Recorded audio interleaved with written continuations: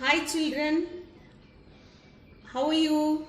Hope all are staying safe at home. Welcome to my channel. Stay tuned.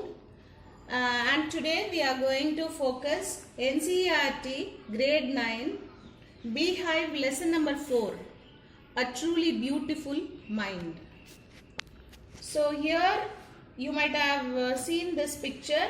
It's a caricature of Albert Einstein. So whose mind is very beautiful? A truly beautiful mind.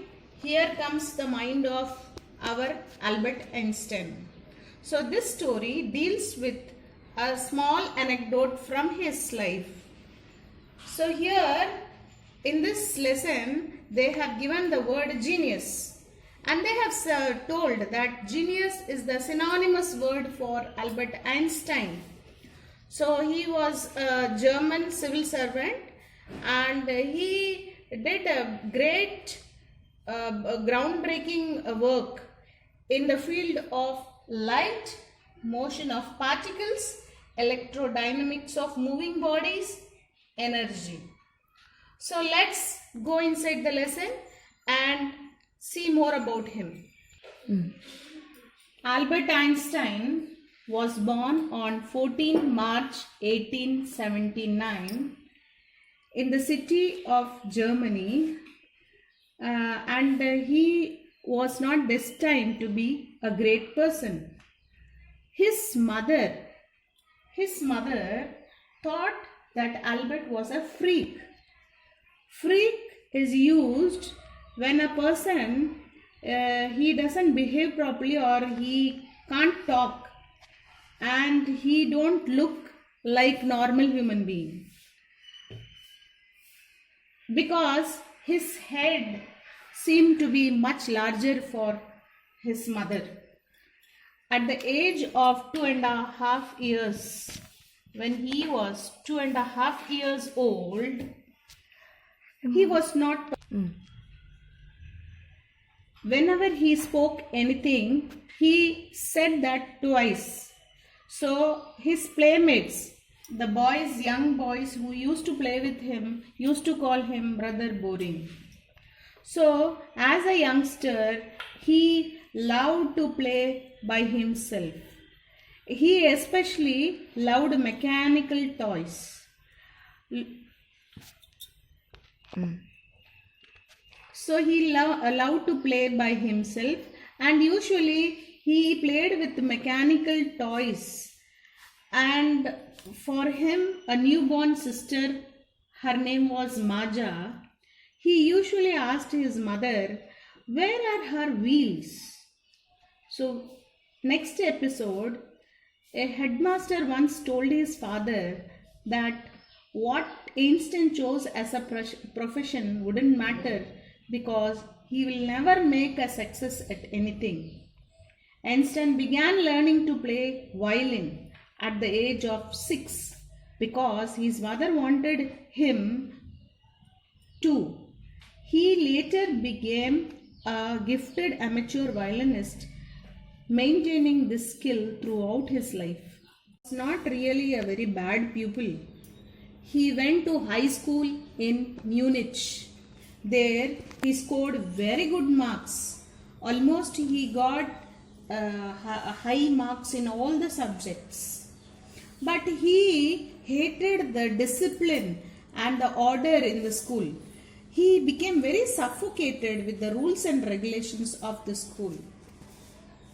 When he was like that, his age was 15.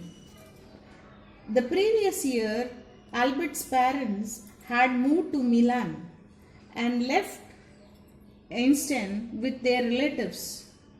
After a prolonged discussion, Einstein got his wish to continue his education in German-speaking school. Okay, so now in high school, this is German medium school. Einstein was highly gifted in mathematics, and he was very much interested in physics.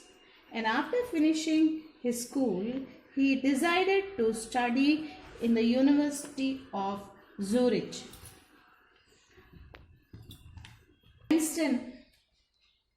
Einstein developed a special interest in a fellow student whose name is Mileva Marik, and he founded her to be a very clever creature.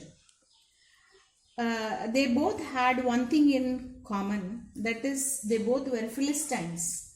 Philistines means a word used for a person who do not like art, literature, or music. So these two people had a common dislike for art, literature, or music. So they were both Philistines. So after that, what happened? This friendship developed into love. So they both fell in love with each other, and Einstein wrote letters to her where he said that how happy and proud I shall be when we both have brought our work on relativity to a victorious conclusion. In 1900, at the age of 21, Albert Einstein was a university graduate but unemployed.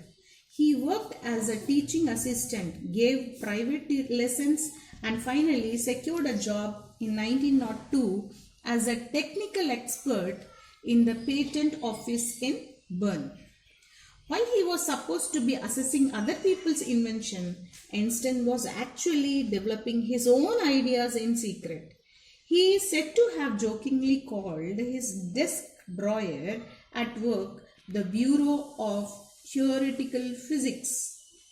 One of the famous papers in 1905 was Albert Einstein's theory of relativity, according to which time and distance are not absolute. Indeed, two perfectly accurate clocks will not continue to show the same time. If they come together again after a journey, if one of them has been moving very fast relative to the other. From this followed the world's most famous formula, which describes the relationship between mass and energy. Do you know what is that formula? This is the formula. Okay? This is the formula which describes the relationship between mass and energy. While Einstein was solving the most difficult problems in physics, his private life was very uncomplicated. Albert had wanted to marry Milena, but his mother refused. The reason behind was she was 3 years older than Einstein, and she was more intelligent than Einstein also, according to his mother. But finally, both the pair, they got married in January 1903, and they both had 2 sons. But a few years later, the marriage became weak because Milena had an ambition and she became a very unhappy housewife. After years of constant fighting, the couple finally divorced in the year 1919. Then Einstein married his cousin. Her name is Elsa. He married Elsa. In 1915, he had published his general theory of relativity, which provided a new interpretation of gravity. An eclipse of the sun in 1919 brought proof that it was accurate. Einstein had correctly calculated in advance the extent to which the light from fixed stars would be deflected through the sun's gravitational field. The newspaper proclaimed his work as a scientific revolution. And in the year 1921, he received a Nobel Prize for Physics. When the Nazis came to power in Germany in 1933, Einstein emigrated to the US. 5 years later, the discovery of nuclear fission in Berlin had American physicists in an uproar. as he had discovered the nuclear fission, the other American scientists, they were upset with him. Many of them had fled away from fascism. What is fascism? Fascism is dictatorship. Dictatorship, from that all the people, including Einstein, had run away. At the urging of a colleague, Einstein wrote a letter to the American President Franklin D. Roosevelt on 2nd August 1939, in which he warned a single bomb of this type exploded in a port might very well destroy the whole port together with some of the surrounding territories. His words did not fail to have an effect. The Americans developed the atomic bomb in a secret project of their own, and they dropped on the Japanese cities Hiroshima and Nagasaki in August 1945. Einstein was deeply shaken by the extent of destruction. This time he wrote a letter to the UN, United Nations. In it, he proposed the formation of world government. Unlike the letter to Roosevelt, this made no impact. See, people listened when he wrote a letter to Roosevelt, they listened. But this letter did not make any impact.